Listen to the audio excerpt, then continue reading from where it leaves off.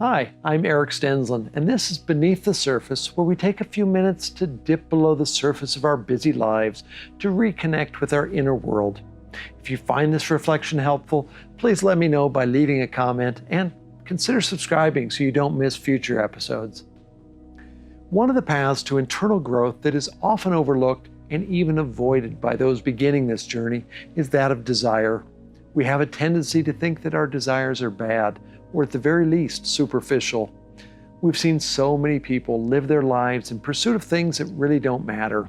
And we live in a world of consumerism, which seems to foster an endless longing after the accumulation of stuff. It fills our homes and garages, but it never fills our longing.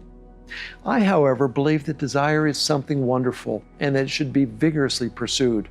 I think the problem, though, is not the desire itself, or even our attempts to satisfy it. I think the core issue is that few of us are really in touch with our desires. We think we know what we want, but do we? Let's imagine that we have a tub of ice cream in our freezer. We can't stop thinking about it. Everything within us is longing, not just to have a taste, but to devour it. In that situation, is our desire really for the ice cream? We might think it is, but often, when we feel these really strong desires, there's often something hiding behind it. Perhaps we're feeling sad or depressed and wanting to dull the pain. Is that what we're really longing for? To dull our pain or to distract ourselves? Is that then our deep desire? What is the source of that pain? What is it we're trying to avoid? Maybe it's a broken friendship that's at the core. So perhaps what we're really wanting is a restoration of that friendship. Well, maybe, but perhaps it's even deeper than that. Why are we so hurt by that relationship? Maybe if we look more closely, we're going to see that what we're really longing for is love and acceptance by others and by ourselves. Perhaps there's even a deeper desire than this one. Yet ice cream won't even come close to touching any of this.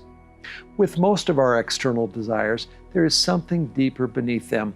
It may take a while to peel back the layers, but you often find these deep, primal longings at the core. They are longings that all of us have, longings that we've tried to ignore or cover up. The path to wholeness begins when we start to pursue the desire buried beneath all of those outer desires. As we move in that direction, we'll begin to deal with the things that really matter, the things that lie at the very core of our being. This is where the journey to wholeness begins. So what are you longing for?